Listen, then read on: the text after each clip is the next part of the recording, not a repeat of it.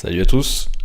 Du coup, je vais vous faire une petite vidéo, comme j'ai vu qu'il y en a quand même plus que prévu qui sont intéressés au petit délire trading, en marge du Discord. Je vais vous faire une petite vidéo du coup complémentaire sur vraiment les trois analyses de base, savoir résistance, range et triangle de compression, plus quelques tips, ok.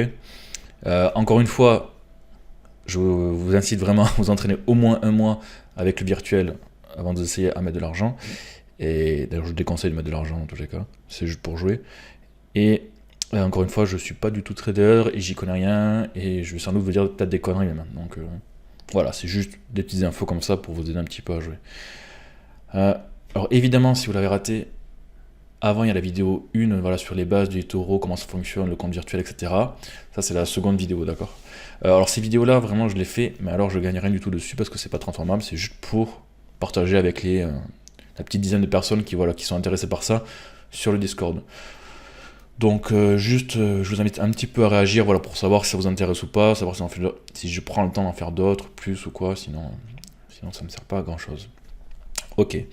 Alors en fait, comme je vous disais, il y a deux types de façons de faire. Il y a l'analyse fondamentale et l'analyse technique. Ok. L'analyse fondamentale, c'est-à-dire les news. On se documente à fond sur des produits pour savoir voilà, si Tesla va sortir une nouvelle voiture, si le prochain iPhone va être cartonné. Voilà, ça c'est fondamental. Bon, moi j'aime pas du tout ça, enfin, j'ai pas le temps de faire ça. Je préfère l'analyse technique, sans rentrer dans la technique pure, c'est-à-dire juste un petit peu en regardant le graphique en fait. Il y a pas les oscillations en fait sont pas faites au hasard, d'accord. Il y a énormément de monde dessus et il y a des gens qui influencent, d'accord, volontairement. Et on peut savoir en fait en arrivant à lire les graphiques où rentrer, où sortir, pourquoi ça va monter, pourquoi ça va exploser, pourquoi ça va cracher, on peut plus ou moins anticiper, d'accord. Alors il y en a qui sont très très durs, il faut être un trader professionnel, d'accord. Et vraiment il y a les trucs de base, voilà, les principes de base, vraiment, voilà, pour pas vraiment faire les grosses conneries qu'on peut faire au début. Ok. Alors là je enregistre ça mais complètement freestyle. Euh, donc j'ai aucun fil conducteur, rien. Alors en ce moment, c'est intéressant. Donc le gaz et le pétrole, donc l'oil, sont intéressants, d'accord, parce qu'ils bougent beaucoup. Alors déjà, premier truc, mais je comprends pas, je vous l'ai dit pourtant dans la première vidéo, ne tradez pas sur la minute, d'accord. Un trade c'est sur plusieurs jours, semaines, mois, minimum, d'accord. Vous êtes tous en train de regarder la minute, vous rentrez, vous perdez 20 euros, ça y est, c'est fini, c'est un crash, c'est une correction. Non mais c'est pas du tout ça, hein. Il faut prendre du recul, d'accord. C'est comme en 3D, c'est pas les bivels qui comptent, c'est l'image globale, d'accord. Donc déjà, vous devez regarder encore une fois, voilà, avec du recul, l'image globale, d'accord. Voilà, ok. Donc là, vous voyez, il n'y a pas de rouge depuis 2 semaines. Donc tous ceux qui ont joué avec et qui ont dit, ah, non, pas besoin de paniquer. Prenez du recul déjà, d'accord. Donc le truc de base, encore une fois, je le redis, c'est regarder les niveaux à peu près, d'accord. Vous voyez, par exemple, ici je regarde sur, pas les 10 dernières années, mais bon, les 6 dernières années, je sais que, voilà, 5 dollars le gaz, là, c'est le maximum de toute sa vie. Donc rentrer là pour un achat, c'est ultra débile. D'accord. Là, vous avez 100% de chance que ça chute. Donc évidemment, par contre, ça vaut le coup, voilà, quand on est à un plus haut. Par exemple, quand c'était ici, voilà, par exemple, ici, là, il y a une montée, d'accord. Là, je suis en semaine, hein, on parle pas en minutes. Là, par exemple, il y a une montée, vous voyez, les gens ont acheté. On pouvait sentir qu'arrivé vers les 4-5, c'était un peu le moment de commencer à vendre, hein, ou de retirer ses profits aussi, d'accord. Pas forcément vendre, mais retirer ses profits, parce qu'il n'y avait pas de marge de progression, vu que le maximum c'était ça. Là, ça pouvait pas monter non plus jusqu'à 10, hein, ça c'est sûr. Donc c'est pour ça que tout le monde a retiré, et que du coup, tout le monde a compris, enfin ceux qui savent, que voilà, c'était le moment de retirer, et que derrière, on a eu une énorme chute. Et ça, c'est une correction. Une très grosse correction, d'accord. C'est pas un crash c'est encore autre chose, c'est une catastrophe, un crash, et c'est comme si Apple fermait, d'accord, Apple retombe à zéro, là on est sur un crash, il y en a un tous les 10 ans, donc déjà pensez pas à ça, ça c'est un mot qui fait peur. Une correction c'est ça, c'est après une forte montée sur pas 10 minutes, sur plusieurs semaines, il y a un crash énorme, voilà, donc une correction pardon du coup, énorme qui se fait derrière, d'accord, c'est-à-dire que tout le monde a compris qu'on était au maximum, on est arrivé en haut là, de la montagne russe, et maintenant, c'est la descente. Et encore une fois, les graphiques sont des montagnes russes. Il faut descendre pour monter, et inversement, d'accord. C'est comme au ski ou en montagne russe, vous avez compris le principe. On peut pas toujours descendre. À un moment, il faut remonter pour avoir, voilà, faut les deux. Donc ceux qui pensent que ça monte toujours et qu'on peut jamais être dans le rouge et que c'est pas normal et que dès qu'on a 1 euro en négatif, c'est une catastrophe, non, vous avez rien compris. Voilà. Si vous avez 50% négatif, c'est pas grave, ça remontera un jour au pire. Ok. Bon, après 50% négatif, c'est déjà vous êtes planté, mais ça c'est autre chose. Bref, voilà donc, voilà par exemple pourquoi ici par exemple ça valait le coup de sortir et que c'était dangereux. C'est exactement la même chose. Donc là, il n'y a même pas d'analyse, c'est juste prendre du recul et être conscient qu'il ne faut pas regarder la minute. C'est comme le Bitcoin. En 2017, là, quand il y avait l'explosion, on était à même pas 1000 et il est monté à 20 000. Donc évidemment, bon là on ne savait pas parce qu'il n'y a pas de plus haut. Là ça a vraiment été une explosion, là c'est autre chose, c'est carrément une bulle. D'accord. Donc c'est un truc où il n'y a jamais eu de plus haut autant. Et là, on est sur un truc démentiel, d'accord. Mais c'est à la fois dangereux. C'est pour ça que ça a été tellement démentiel qu'on a eu vraiment plus qu'une correction, là, un petit crash, une énorme correction qui s'est faite derrière. Mais c'est toujours le même principe. Là, ça devenait dangereux, dangereux, dangereux. Tous les achats ici, ok, ça valait le coup, mais c'était très, très, très dangereux parce qu'on n'était jamais monté aussi haut. C'était 20 fois plus haut que le plus haut précédent sur les 10 dernières années, donc c'était monstrueux, quoi. Alors évidemment, moi je suis rentré là parce que j'y connaissais rien et que je savais pas qu'il fallait regarder en arrière. Et je me suis fait niquer. Voilà. Donc voilà, ça c'était pour l'évidence de prendre du recul. Ok, pareil, si on va regarder du coup sur l'œil, c'est le truc cool en ce moment, voilà, faut prendre du recul, savoir où on est un petit peu. Donc là, je suis toujours en temps semaine. Et on voit que sur l'oil, même si ça redescend de 50%, alors attention au stop loss, j'en parlerai après, on est vraiment, en ce moment, le prix du pétrole est très bas par rapport à ce qui a été entre 2010 et 2015, où c'était à 100, là on est à 50, d'accord. Ok, et même on voit à plus courte échelle que sur la dernière année, on est quasiment au plus bas, d'accord, quand même. D'accord, on n'est pas à ce niveau-là, comme je l'avais dit la dernière fois encore, mais là, ça serait catastrophique. Et comme je l'avais dit en fait, donc ceux qui ont retiré sur le petit rouge, vous n'avez pas écouté en fait ma première vidéo. Donc c'est dommage parce que je vous avais dit, à part que Daesh reprenne le contrôle de tout l'Irak et tous les ports pétroliers et tout ça, on redescendra jamais à un niveau pareil. D'accord, donc ça ne peut que monter. Et si je prends du recul, et après la seconde règle, c'est de suivre la tendance. D'accord. C'est-à-dire ne pas acheter en contre-tendance. C'est-à-dire par exemple ici, imaginons on est là, on est en je sais pas quel mois, en octobre. Ça commence à être rouge. 1 semaine rouge, 2 semaines rouges, 3 semaines rouges, 4 semaines rouges. On ne parle pas en minutes, on ne parle pas en jours, on parle en semaines, là, d'accord. Et là, il y a une tendance qui se dessine. Imaginez, on est ici. Là, on voit qu'on casse ici. Les plus bas, bam, on continue rouge. Ça veut dire qu'il y a une tendance baissière. Acheter à ce moment-là, c'est débile. Vu qu'il y a eu 4 semaines rouges avant, ça veut sans doute dire qu'il va y en avoir 4 autres rouges. En tout cas, tant que la tendance n'est pas inversée, il ne faut pas aller en contre-tendance. Donc là, c'était intelligent de vendre. Là, qu'est-ce qu'on voit?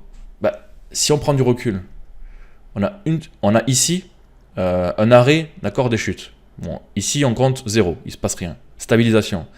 Bam, 1 semaine verte, la première depuis 4 mois. Ah, c'est bon signe.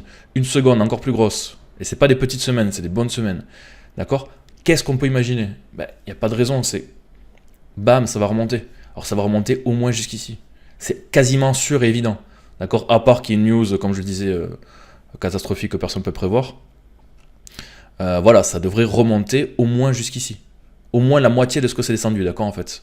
Et après, on verra. Mais déjà, ici, c'est quasiment sûr, d'accord. Donc là, acheter à vente l'huile, c'est inconcevable. Il n'y a aucune raison fondamentale ou technique que ça redescende, en fait. Alors le truc, c'est que j'ai vu que vous avez peur parce que vous êtes comme ça, là, vous regardez en 10 minutes. Alors en 10 minutes, il y a des achats, il y a des ventes qui se font dans le monde, c'est rien, ça, c'est pas... Vous voyez, là, ça descend, aujourd'hui, on est en négatif, je crois, mais on s'en fout. Ça, faut pas regarder, ça veut rien dire, c'est pas sur 10 minutes, d'accord. En fait, il faut avoir un plan, voilà, un plan comme ça. Après, on peut jouer à la journée, mais à la journée, ça va être pareil que ce que je vous ai montré. Vous voyez, en fait, ici, là, dans la chute rouge qu'on en a vu en semaine, il y avait des petits rebonds. Mais si par exemple, un mec qui croit ici que ça va remonter, c'est parce qu'il n'a pas pris assez de recul. Il se dit, ah, il y a 3 jours que ça monte, je vais acheter. Mais non, parce qu'en fait, on est en tendance baissière. Et il n'y a aucune raison. Du coup, la tendance, vraiment en recul, c'est la plus forte, c'est la tendance baissière. Donc des fois, vous voyez, ici, il y a eu 1, 2, 3, 4 jours où c'est remonté. Donc si les gens ils étaient focus à la minute, ils se sont dit, oh putain, ça fait 4 jours, ça a dû faire 10%, je vais acheter. Alors, quand on est bon, après, on peut acheter, par exemple, sur du court. Si on veut vraiment jouer à la minute, on peut acheter sur du court. Mais c'est dangereux, quoi. Parce que quand on n'a pas les outils techniques, on se fait avoir. Et là, vous voyez, c'est reparti. Alors des fois, c'est comme sur une chute, il y a des petites C'est même pas des corrections, c'est des petits remontés, quoi. Mais c'est rien, vous voyez, la ligne, elle est clairement définie. Et là, pareil, si on remonte, on voit qu'il y a ça. Mais les petits trucs rouges, là, en fait, voilà, n'ayez pas peur, ça redescend, tant pis. Vous avez acheté ici, vous pensez que ça remontait, ça va redescendre un petit peu. Même de 20%, 30%, c'est rien. Vous attendez 3 jours et ça va remonter. D'accord? On trace la ligne ici, on l'imagine. Voilà, donc en fait, là, je vous ai même pas parlé d'outils techniques. Je vous ai parlé de bon sens, en fait, de lecture. Après, les outils techniques, c'est quoi? En fait, là, on est vraiment...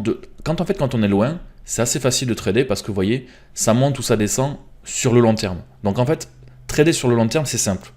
Vous regardez une tendance, vous mettez votre argent, vous venez tous les 2 jours, voilà, ça se passe bien, ça continue de monter, et quand vous allez commencer à vraiment arriver à 100%, ben là, vous retirez votre argent, quoi.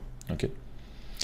Par contre, faites attention quand même, comme on a un levier x10 avec ce truc-là, c'est super dangereux. Moi, je me suis fait avoir, parce que pour le coup, je suis nul, parce que ça fait à peine une semaine que je suis sur l'huile, le gaz. Voilà, le gaz, il a fait, vous voyez, il fait quand même des oscillations.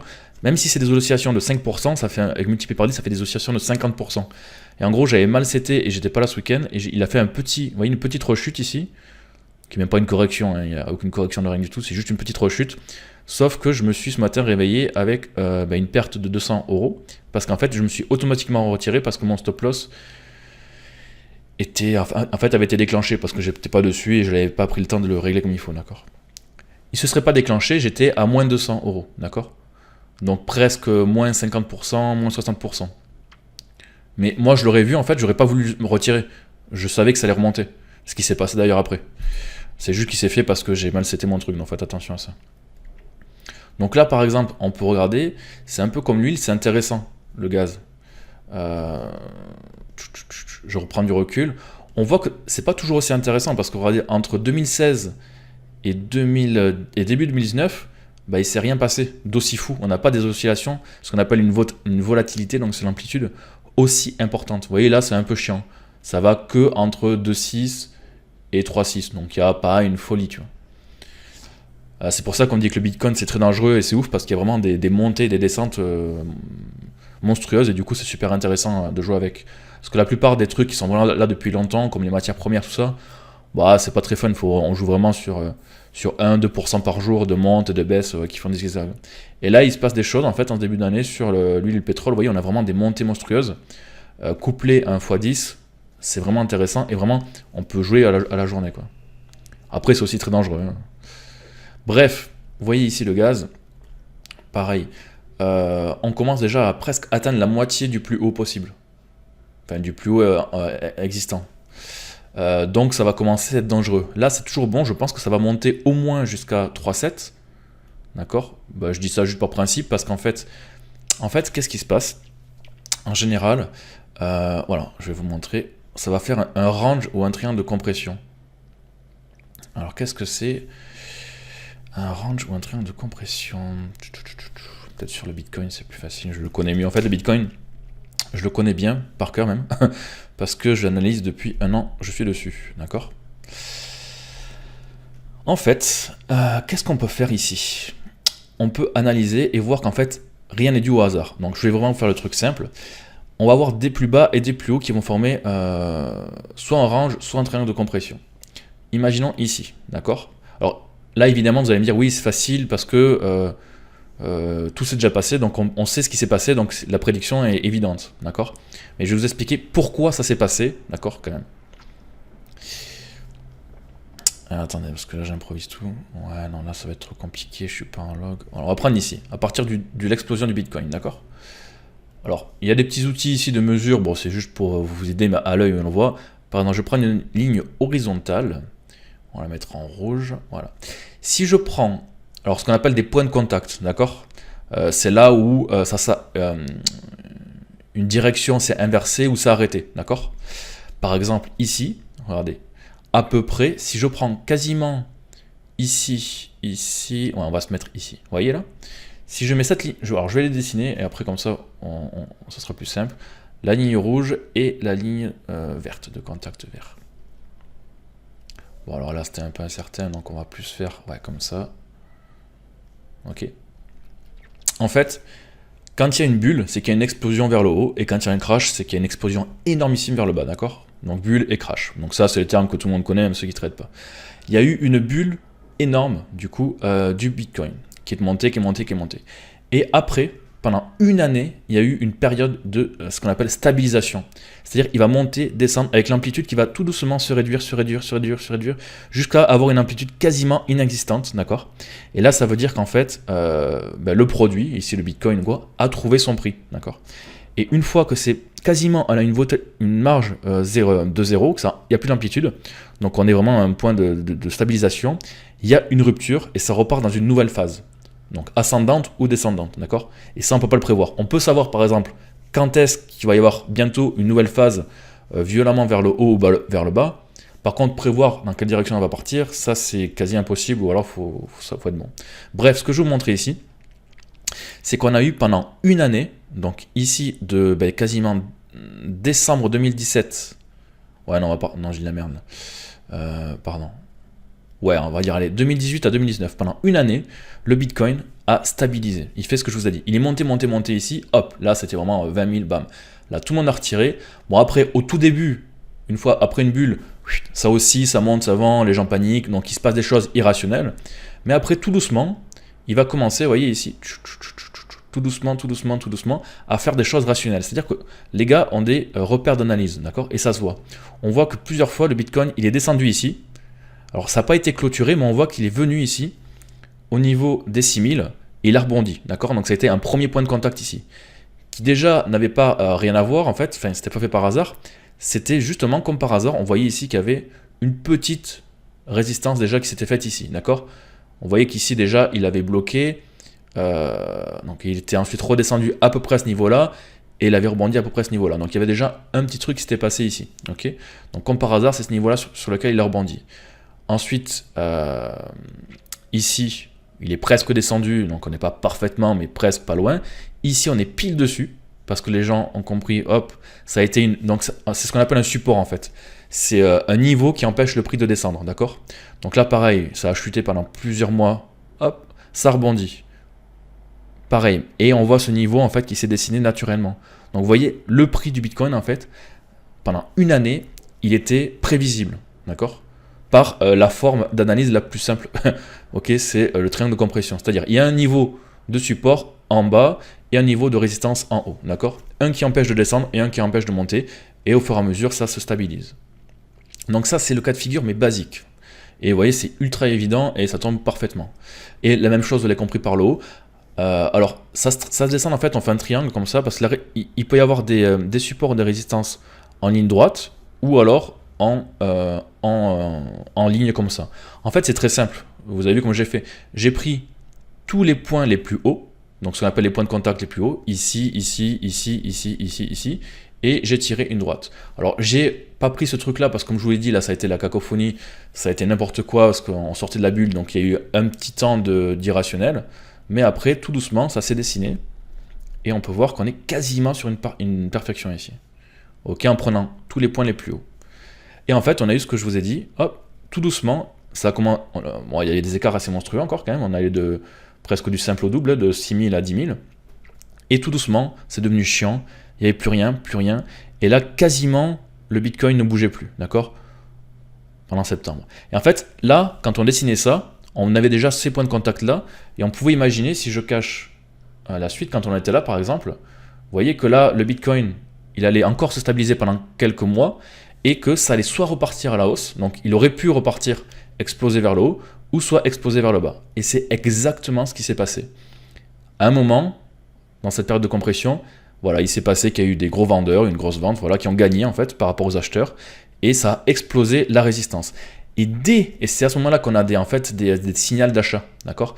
Et c'est dès qu'on casse ce support-là, qui résiste depuis un an, ce qui est énorme, d'accord? Ça fait un an qu'il résiste, il résiste, il résiste.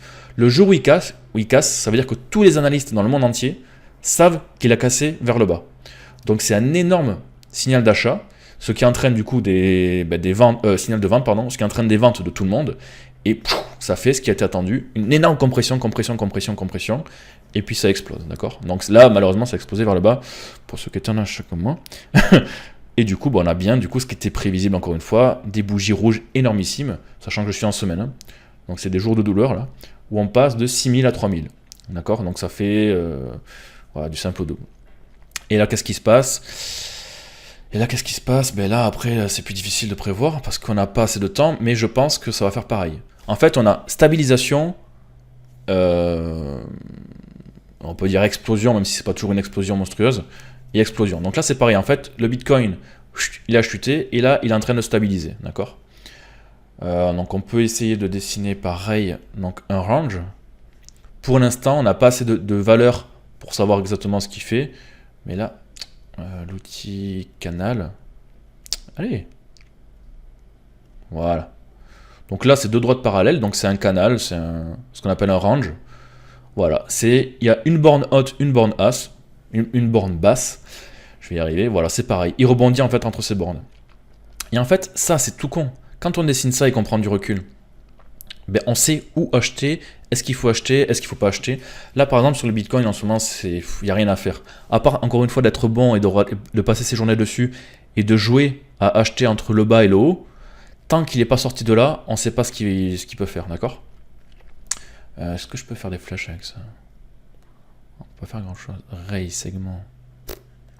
Fourche, non. Bon, normalement, vous voyez ma souris. En gros, voilà, ici, il est dans un range depuis un petit moment, quand même, depuis novembre, où ça a craché. Bon, on va dire depuis décembre, c'est vraiment craché plus là. Ok, donc là, en gros, qu'est-ce qu'il y a à faire sur le Bitcoin? Ben rien, à part si on veut s'amuser à l'intérieur. Là, soit il va descendre et il va arriver à la résistance ici, qui est sur les 3100 à peu près. S'il passe ça vers le bas, ça veut dire qu'il va descendre plus bas, presque vers les 2000 sans doute. À l'inverse, s'il casse la résistance vers le haut qui est un peu au-dessus des 4000, 4100, d'accord, s'il clôture, par contre pour qu'il casse, il faut qu'il clôture, hein, d'accord. C'est-à-dire, vous voyez ici, on voit qu'il est monté ici, mais il a clôturé ici, d'accord. Ce qui est important, c'est la clôture. S'il monte et qu'il clôture ici, et que même le surlendemain, il ne rechute pas et il clôture ici, là vous pouvez acheter, ça veut dire qu'il va remonter, d'accord. Parce qu'il y a un signal d'achat, parce qu'il a cassé la résistance et il a validé par derrière, d'accord. Et en fait, voilà, c'est ça. C'est ça. Après, ce qu'il peut faire là aussi, il peut faire comme ici. Bon là, je pense qu'il va moins stabiliser parce que, vous voyez, l'amplitude, elle est moins monstrueuse qu'ici. Mais là, je pense qu'il peut sans souci, jusqu'à mars-mai, continuer dans ce range-là. C'est-à-dire faire ça. Ou alors, il va commencer à faire un triangle de compression, c'est-à-dire il va compresser. Le range va diminuer, jusqu'à un moment où on va savoir qu'il va se passer quelque chose. Donc, on va surveiller. Et si ça sort, bam, on achète, et si ça monte, ou inversement, on vend, quoi. Vous avez compris. Voilà, donc ça c'était sur le Bitcoin. Et vous voyez, je suis resté en semaine. Alors évidemment, je le fais jamais moi non plus, hein, c'est plus marrant de le faire au moins en jour. Mais là, on peut faire pareil. Bon, après, ça c'est moins sûr. Hein. En jour où le minimum c'est H4. D'accord. Ça c'est un repère aussi. D'accord. Alors là, est-ce qu'on a des petites analyses? On peut, un peu. En H4, en fait, comme c'est beaucoup plus court, c'est quasiment rien, c'est moins véridique. Mais par exemple, ici, si je prends des lignes, encore une fois, on va dire ici, mais là, je suis même pas sûr que ça fonctionne. À peu près, je prends tous les plus hauts, là. Ouais, non, mais là, ça sert à rien parce qu'il n'y a pas assez d'amplitude. Il dort. On va voir si je prends ici. Vous voyez, bizarrement, si je prends quasiment tous les plus hauts, là, ben, bizarrement, regardez, ça tombe toujours sur la même ligne.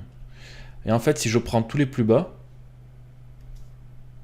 alors là, je suis pas sûr de mon coup. Hein. Je suis pas sûr qu'il fasse vraiment un triangle de compression, mais bon. Et si je prends les plus bas, je suis là-dessus. D'accord? Donc ça donne ça.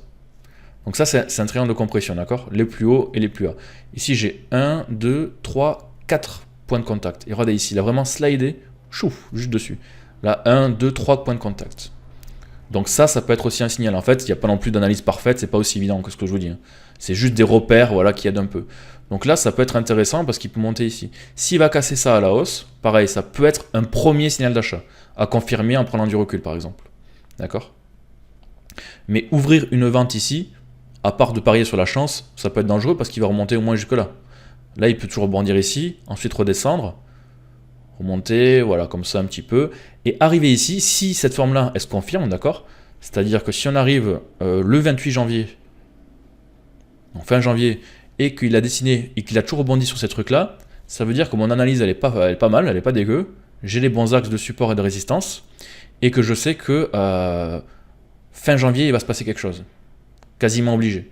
Ça va exploser vers le haut ou vers le bas. Alors, exploser, pas de fou, mais ça va monter ou descendre. Et là, du coup, ça sera intéressant de surveiller, par exemple. Voilà, donc juste venez un petit peu voir et prenez du recul. Vous avez vu, je suis jamais arrivé sur 1 minute ici. Hein.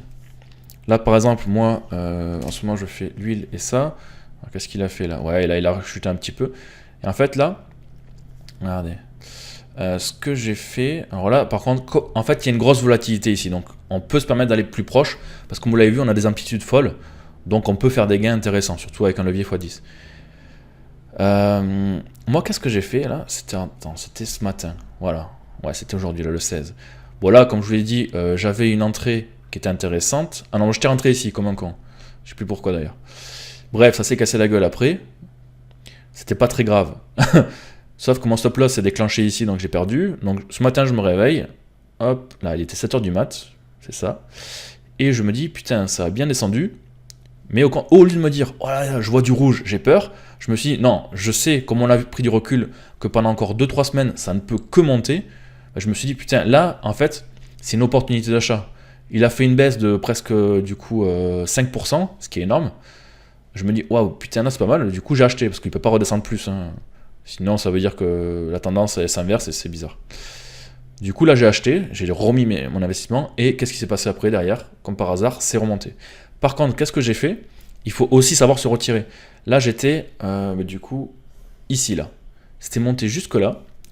Et en fait, c'est aussi intéressant de savoir quand retirer son argent. D'accord? Parce qu'on peut dire, ah, ça monte, bah, ça va continuer de monter. Donc, non, je retire pas parce que ça va monter plus. Là, j'étais, et j'ai retiré, vous voyez, à 64%, ce qui était pas mal, j'avais juste mis 200, et j'avais ouvert à 2.8, c'est ça, bon bref. Et du coup, en fait, je savais que ça allait stagner ici, pourquoi? Parce que, encore une fois, je prends du recul, et je suis pas à la minute, et bon, il n'y a pas besoin de tracer une ligne, mais bon, je vois que ici, là, il y a quand même une résistance. C'est-à-dire, une résistance, c'est un endroit où le prix, voilà, a bloqué déjà par le passé. Et tout ça, en fait, il faut revenir en fait en arrière pour savoir où le prix va s'arrêter ou quoi. Alors, sans revenir peut-être aussi loin, vous voyez ici, là, il y en a déjà eu des trucs, c'est à partir de là que ça s'est cassé la gueule. Et là, plusieurs fois, vous voyez, on a eu un petit peu une résistance. Bon, c'est pas aussi précis que le Bitcoin, c'est pas toujours juste au millimètre près. Hein. Et regardez, comme par hasard, hop, si je reviens encore en arrière, ici, il y a eu plusieurs jours où le prix restait sur ce niveau-là. D'accord? Bref, après, tout simplement, sans venir aussi loin, ben juste en fait ça correspondait au plus haut précédent de la veille, d'accord? Donc qui marquait une extrême petite résistance, d'accord? Qui n'était pas forcément une résistance, mais potentiellement, en fait tout le monde avait en tête que ça allait forcément monter jusqu'ici. Donc c'est pour ça que je me suis retiré là. Et d'ailleurs ben, c'est ce qui s'est passé, c'est monté, hop, et en 10 minutes tout le monde a retiré, voilà, jusqu'à redescendre ici. Alors là, qu'est-ce qui va se passer? Ben, là, il peut potentiellement pendant 4 heures ou un jour redescendre jusqu'ici. Mais pour ensuite remonter plus haut et casser la résistance, d'accord? Pourquoi? Bah, tout simplement parce que en fait là, là on est là quoi. Hein. Là pour moi, enfin, je connais pas très bien. Après les matières premières, peut-être que il y a d'autres trucs qui influent, mais pour moi, vous voyez, si je place une direction, en fait, on peut pas avoir une bougie verte. Vous le voyez, peu importe le niveau où vous mettez, vous avez jamais une bougie verte toute droite qui monte, qui monte, qui monte, qui monte. Il y a toujours du rouge et du vert, donc faut se détendre. Par contre, voilà, si je sais pas, je trace un chemin en H4, pour moi, pour l'instant, on est là, quoi. Alors, comme je vous disais, je sais que ici, c'est le plus haut que le gaz puisse atteindre. Bon, on n'y est pas encore, mais on peut voir que, par exemple, là, on est sur une résistance, d'accord? Donc, ça peut être intéressant de rentrer à l'achat ici, s'il continue de monter là dans les heures, d'accord? Et du coup de valider et de passer ce petit support ici que l'on a, qui est tout petit, hein, qui est facile à passer. S'il continue et qu'il arrive vers les 3, ici là, parce que là il y a aussi une résistance, hop, s'il monte là, bon ça peut être intéressant de rentrer, parce que la prochaine résistance, elle va être sans doute par ici là, vous voyez où le prix l'avait bloqué. Là ici j'ai pas mal de pics en hauteur, plus ici, bon là ça peut être une résistance, donc là il faudrait retirer. Rentrer ici, retirer ici. Après attendre, et là, en fait, entre ici, donc ici et là, voilà, et après rentrer ici, il y aurait un autre ici, retirer ici, d'accord? Et là, par contre, s'il arrive ici, je vous déconseille de re-rentrer dans tous les cas. Il peut remonter ici, mais c'est dangereux, quoi. Parce qu'il peut aussi redescendre, là, par contre. Arriver au moins à la moitié de la montée tout à l'heure. Bon, bref, voilà, quoi, en fait. Bon, ça fait encore une demi-heure. Personne ne va le regarder jusqu'au bout, donc je vais m'arrêter là. Donc si vous en voulez plus et je refasse des analyses un peu plus tard dans la semaine prochaine, réagissez à cette vidéo, voilà, un petit like, un petit truc, comme ça je sais comment les personnes l'ont vu. Posez des questions, interagissez, sinon bon, ça me fait quand même du temps. Voilà.